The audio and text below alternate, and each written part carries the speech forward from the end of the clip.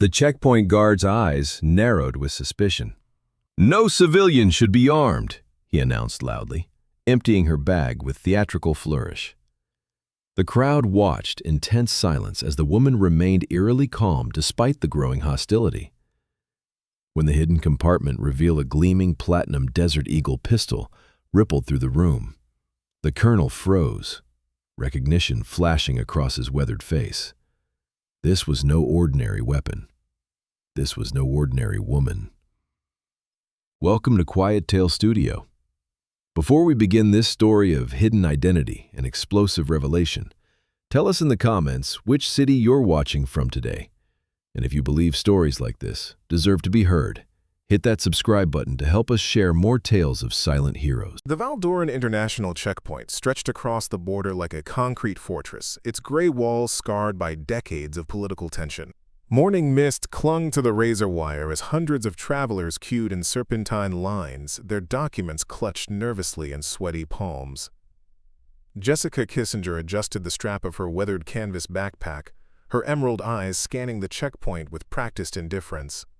Unlike the anxious civilians around her, she maintained a composure that spoke of experience in far more dangerous places than this bureaucratic maze.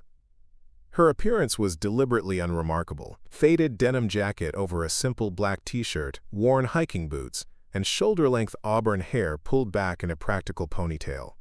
To casual observers, she looked like just another relief worker or backpacking journalist crossing into the conflict zone. Next, barked Sergeant Volk, a stocky officer whose perpetual scowl suggested someone who enjoyed the small power his position afforded. His uniform was immaculate, pressed with military precision, and his pale blue eyes held the cold calculation of a man who trusted no one. Jessica stepped forward, presenting her passport and documentation with steady hands. "Destination and purpose?" Volk demanded, his accent thick with regional hostility. "Meridian City." "Humanitarian coordination," Jessica replied, her voice calm and measured. The documents identified her as an employee of Global Aid Alliance, complete with appropriate visas and medical clearances. Volk studied her papers with exaggerated thoroughness, glancing repeatedly between the photo and her face. His fingers drummed against the metal counter as he processed the information, clearly searching for any excuse to cause problems. From his elevated observation post, Colonel Brennan watched the exchange with growing interest. At 58, Brennan had seen enough suspicious characters to recognize when someone was trying too hard to appear ordinary. This woman wasn't nervous enough for a civilian entering a war zone. "These documents seem convenient," Volk said finally, a sneer creeping into his voice. "Everything perfectly in order for someone claiming to work in disaster relief." "I believe in proper preparation," Jessica responded evenly, neither defensive nor aggressive. "Step aside for additional screening," Volk ordered, gesturing toward a concrete building adjacent to the main checkpoint. Several travelers behind her exchanged worried glances, recognizing the beginning of what could become a lengthy ordeal. "Is there a specific concern with my documentation?" Jessica asked, her tone remaining professional despite the obvious harassment. "Random security protocol," Volk replied with barely concealed satisfaction. "We can't be too careful with foreign aid workers who seem too comfortable in military zones." Inside the stark interrogation room, fluorescent lights hummed overhead, casting harsh shadows across the metal table bolted to the concrete floor. Two armed guards positioned themselves by the heavy door, as Volk gestured for Jessica to empty her backpack completely. "All of it," he instructed, watching with predatory intensity as she methodically placed items on the table. Water bottles, protein bars, a first aid kit, satellite phone, portable solar charger, change of clothes, and a worn paperback novel. Volk inspected each item with theatrical care, unscrewing bottle caps, examining electronic devices for hidden compartments, even flipping through the book page by page. His frustration grew visible as his random screening began to appear increasingly unwarranted. Then his fingers detected something along the backpack's interior lining, a slight irregularity in the stitching near the bottom panel. "What's this?" he asked, voice sharpening with renewed suspicion as he probed the area with his fingertips. Jessica said nothing, her expression neutral as Volk called for a knife to cut through the careful stitching. The hidden compartment was expertly concealed, invisible to casual inspection but now exposed under his determined investigation. "Colonel Brennan, sir?" Volk called out triumphantly. "You need to see this immediately." The door opened moments later as Colonel Brennan entered, his weathered face impassive, despite the tension in the room. "What is it, Sergeant?" With theatrical flourish, Volk reached into the hidden compartment and withdrew something that gleamed under the harsh lights, a Desert Eagle pistol, but not ordinary gunmetal gray. This weapon was plated in platinum, its surface mirror-bright and immaculately maintained despite its evident age and use.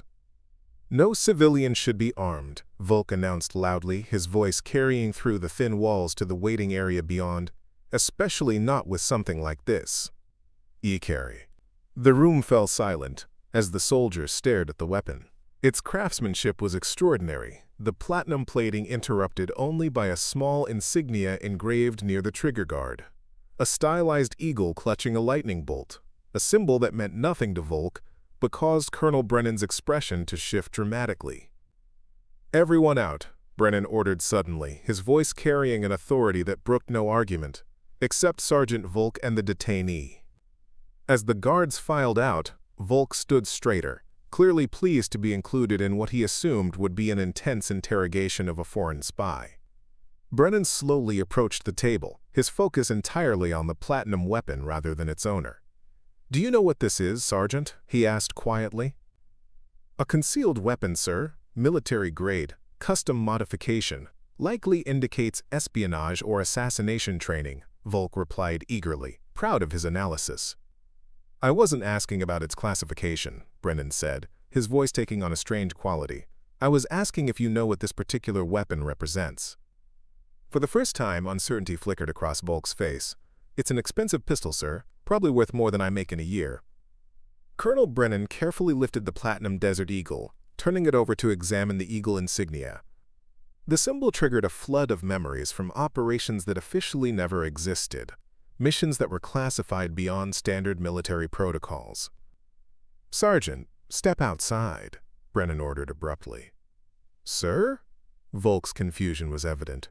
"We haven't begun the formal interrogation. If she's carrying this level of weaponry—" "That was not a suggestion, Sergeant." Brennan cut him off, his tone leaving no room for argument. "Wait in the corridor. Do not allow anyone else to enter." As the door closed behind the reluctant Volk, Jessica and Colonel Brennan remained alone, the platinum pistol between them like a silent testament to something unspoken. Colonel Brennan circled the table slowly, the platinum Desert Eagle resting in his palm with the familiarity of someone who understood its true significance. The interrogation room had fallen into tense silence, broken only by distant sounds of the checkpoint beyond the walls. "Operation Shadowstrike 2019, Corvanian Mountains," he finally said, his voice low and deliberate. Jessica remained motionless, but the slightest flicker of recognition crossed her emerald eyes, the first genuine emotion she had displayed since her arrival. "I was commanding a forward reconnaissance unit," Brennan continued, his gaze distant as if seeing through the concrete walls to a different time and place. "Intelligence had located a terrorist cell planning to detonate a chemical weapon in the capital. We were tasked with gathering information, not engagement." He placed the platinum weapon carefully on the table between them. "The mission went sideways when they detected our surveillance. Suddenly, we were surrounded, outnumbered 3-1, with no extraction possible. Command wrote us off as acceptable losses." Jessica watched him silently, her posture still alert but somehow less guarded. "Then the impossible happened," Brennan said, unconsciously touching his left shoulder. 4 operatives appeared from nowhere. No uniforms, no insignia, no radio chatter. They moved like phantoms through enemy positions. His voice took on a note of reverence. In 18 minutes, they had neutralized the entire terrorist cell, secured the chemical weapons, and cleared an extraction route. Surgical precision under impossible odds. Brennan slowly rolled up his left sleeve, revealing a network of scars from his shoulder to his elbow. I caught shrapnel from a grenade meant for my communications officer. Would have bled out in that mountain pass if not for one of those operatives, the one who carried a platinum Desert Eagle. His eyes locked with Jessica's. They never told us your names. Just that if we ever encountered the Platinum Eagle, we were to provide immediate assistance. Highest priority, they said. No questions asked. A heavy silence fell between them as unspoken understanding passed between two soldiers from different worlds, bound by a moment of shared violence that had saved lives and prevented catastrophe. Shadow Strike was compromised from the inside. Jessica finally spoke, her voice carrying the weight of years of maintained silence. I'm the last active member of that unit. The others— She paused, something flickering across her features. I need to cross this border tonight. Lives depend on it. Something shifted in Colonel Brennan's demeanor, a decision made after years of wondering if this moment would ever come. He straightened to his full height and rendered a formal military salute. "Commander," he said with quiet respect. Outside the interrogation room, Sergeant Volk paced with barely contained frustration. 20 minutes had passed without a sound from within, and his imagination ran wild with possibilities. Was the colonel being held hostage? Was the woman some kind of foreign operative who had turned the situation to her advantage? When the door finally opened, he snapped to attention, expecting to see his superior emerging with a prisoner in custody. Instead, he found Colonel Brennan escorting Jessica toward his private office, their conversation too low to overhear but distinctly lacking the tension of an interrogation. "Sir," Volk called out, confusion and indignation warring in his voice, "what about the detainee, the weapon? Shouldn't we be contacting intelligence services?" "This matter has been reclassified, Sergeant," Brennan replied without breaking stride. "Return to your post and ensure our conversation remains confidential." In the colonel's office, Brennan unfolded a detailed tactical map across his desk, the borders and terrain features marked with military precision. "The eastern route through Dalton Pass would be the obvious choice," he said, tracing a line with his finger, "which means it will be watched by both official and unofficial forces. I recommend the northern crossing here, near the abandoned mining complex, less patrolled since the collapse last spring."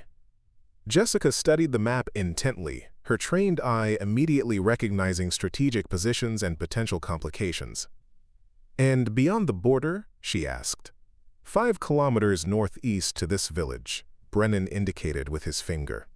"There's a man named Kozlov who runs legitimate supply transports. Tell him Brennan sends regards from Shadow Strike. He'll provide transportation to wherever you need to go, no questions asked." The door burst open as Sergeant Volk entered without permission, still gripping an evidence bag containing the Platinum Desert Eagle. "Sir, I've initiated weapons violation protocols as per military regulation," he announced, his voice tight with barely controlled anger. "This civilian was carrying an illegal firearm in a military zone. We cannot simply—" "Sergeant," Brennan's voice cut through the air like a blade, "you are interrupting a classified security operation under my direct authority." Volk faltered but pressed on, his sense of military correctness overriding his better judgment. "With respect, sir, I observed a foreign civilian with an unauthorized weapon. That triggers mandatory detention procedures regardless of—" "Your observation has been noted and superseded by higher authority," Brennan stated with dangerous quiet. "This individual is being granted passage under emergency protocols. You will return to your post immediately and speak of this to no one." Confusion and frustration warred across Volk's face as he reluctantly placed the evidence bag on the desk and departed, his rigid posture betraying his deep disapproval of what he perceived as a serious breach of security protocols. As evening shadows began to lengthen across the checkpoint compound, Colonel Brennan personally escorted Jessica toward the northern perimeter, the Platinum Desert Eagle now secured in a discreet case under his arm. "The situation beyond the border remains volatile," he warned as they approached a maintenance gate rarely used for official crossings. "The ceasefire is holding, but barely. There are elements on both sides who profit from continued conflict." Jessica nodded grimly. "That's why this mission cannot fail. The intelligence I'm carrying will expose arms dealers operating on both sides of the border. Without intervention, the fighting will resume within weeks." At the border gate, Illuminated only by sparse security lights and the rising moon, Brennan offered her the case containing the platinum pistol. "This belongs with you," he said simply. She regarded it for a moment before shaking her head. "Keep it. If I don't return within 72 hours, deliver it to the embassy in Meridian City. They'll know what it means and who to contact." Brennan accepted the case with a solemn nod, understanding the weight of what he was being entrusted with. "The patrol changes shift in 6 minutes," he informed her. "Move quickly along the tree line until you reach the old mining road. From there, you'll have clear passage to the village." As Jessica prepared to disappear into the darkness beyond the border, she paused briefly. "The man you were in the mountains, the one ready to die for his unit, he would be proud of the officer you've become." Before Brennan could respond, she had melted into the shadows, leaving him alone with the case containing a platinum weapon and the burden of its history. 71 hours passed with agonizing slowness. Colonel Brennan maintained his usual routine at the checkpoint, but his attention repeatedly drifted to the safe in his office where the Platinum Desert Eagle rested in its case, a tangible reminder of promises made and honor bound. Sergeant Volk had grown increasingly sullen, his perceived undermining still a fresh wound to his pride. Twice he had attempted to file official reports about the incident, only to have them returned marked insufficient evidence by higher command. On the evening of the third day, as Brennan sat alone in his office reviewing routine security reports, an urgent news bulletin flashed across his television screen. Breaking news from the border region: international authorities have announced the arrest of 17 individuals in connection with illegal arms trafficking operations. Sources indicate the arrests were made possible by intelligence provided by an unnamed operative working deep undercover. The reporter continued with details about weapons caches discovered on both sides of the border, corrupt officials taken into custody, and a conspiracy that had threatened to reignite a conflict that had already claimed thousands of lives. A soft knock interrupted his thoughts. An aide entered with a small package marked for personal delivery. "No return address, sir," the aide reported. "Courier said it was urgent and confidential." Alone again, Brennan carefully opened the unmarked package. Inside was a single photograph, black and white, slightly blurred as if taken from a distance. It showed a woman in tactical gear, standing beside a military transport vehicle, her face partially obscured by shadow but unmistakably Jessica Kissinger. In her hands was a thick folder of documents. On the back of the photograph in neat handwriting, "Some victories require silence, not speeches. Thank you for believing in shadows." Brennan sat motionless for several minutes, understanding the message and what it represented. Then he unlocked his safe and withdrew the case containing the Platinum Desert Eagle. Opening it carefully, he placed the photograph alongside the legendary weapon before closing it again. Walking to his window overlooking the checkpoint, he observed the steady flow of civilians passing through, smoother now, with less tension than in previous weeks. Somewhere beyond that border, someone had accomplished what diplomats and generals had failed to achieve: real peace, built on real information rather than political posturing. As twilight settled over the landscape, Brennan thought about the nature of true service, not the medals or recognition, but the invisible victories that allowed ordinary people to live ordinary lives without fear. 3 weeks later, as news reports confirmed the permanent ceasefire and the beginning of genuine peace talks, Sergeant Volk approached Colonel Brennan's office with a different demeanor than before, less rigid, more thoughtful. "Permission to speak freely, sir?" he requested after being admitted. Brennan nodded, curious about the change in the young sergeant. "I've been thinking about what happened with the woman in the platinum pistol," Volk began carefully. "At first, I thought you had compromised security protocols for personal reasons. But then I started noticing the changes since that night." He paused, clearly wrestling with something. Fewer security incidents, improved civilian cooperation, the peace talks. And yesterday I learned that my cousin's unit was saved from an ambush because someone provided advance intelligence about weapon movements. Volk looked directly at his superior. "My father served in special operations before I was born. He never spoke about it, but once mentioned being rescued by Platinum Angels, when his unit was surrounded in enemy territory. He said one carried a gun that looked like it was made of silver. Brennan's expression remained neutral, but his attention sharpened. "I always thought it was just war stories," Volk continued, "until I held that pistol. I wanted to ask, was the woman connected to whatever saved my father's unit?" For a long moment, Brennan considered the young sergeant before him, seeing not just rigid adherence to protocol now, but the beginning of deeper understanding. "Some questions don't have official answers, Sergeant," he said carefully, "but I can tell you this. There are soldiers who fight wars we never declare, win victories we never celebrate, and bear burdens we never acknowledge. The best service we can offer them is to ensure their sacrifices matter." Volk nodded slowly. "I understand, sir." "Do you?" Brennan asked. "Because understanding means recognizing that sometimes protocol exists to be followed, and sometimes it exists to be transcended when necessary. The challenge is knowing the difference." As Volk departed, Brennan reflected that perhaps the legacy of operations like Shadow Strike would continue in unexpected ways, not through official channels or formal recognition, but through the quiet understanding passed between those who glimpsed the shadows where real peace was forged. A month later, a new directive arrived from Command Headquarters, promoting Colonel Brennan to oversee border security for the entire Northern Theater.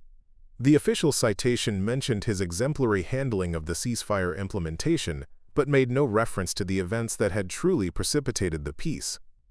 As he packed his office for the transfer, Brennan carefully secured the case containing the Platinum Desert Eagle. It would remain with him, a reminder of the true cost of peace and the soldiers who paid it in silence. The final item he placed in his moving box was a newspaper clipping announcing the formal peace treaty between the warring factions, the culmination of Jessica Kissinger's mission. Though her name appeared nowhere in the article, some victories, he had learned, were measured not by who received credit, but by who no longer suffered. 6 months after the peace accord, Colonel Brennan stood at the window of his new office, overlooking the regional security headquarters. The Platinum Desert Eagle rested in his personal safe, alongside the photograph and a growing collection of small mementos from operations that officially never happened. It was a reminder that some forms of service would never be acknowledged with parades or monuments, and that perhaps those were the forms of service that mattered most. Somewhere in the world, Jessica Kissinger continued her work in the shadows, protecting people who would never know her name or understand what she had sacrificed for their safety. Sometimes a hero doesn't wear a uniform anymore. Sometimes she walks across borders carrying secrets that save lives, hoping the world will never need to know what darkness she prevented. Jessica Kissinger never asked to be remembered. She didn't need to, because there are those who understand that doing the right thing shouldn't require applause. That real honor is carried quietly, privately, and with a weight most people will never comprehend. But not this time forgotten, because this time someone recognized the Platinum Eagle. This time, someone remembered what shadows can accomplish when the light fails. The mission continues, in silence, in service, in hope that peace, once earned, will not be carelessly surrendered by those who never had to fight for it. This story was brought to you by Quiet Tales Studio. Before we leave you today, here's our question. Have you ever known someone who served in silence, who made sacrifices without seeking recognition? Tell us in the comments how you remember them. And if you think stories like this need to be heard, hit that subscribe button to support our channel. We'll see you in the next one.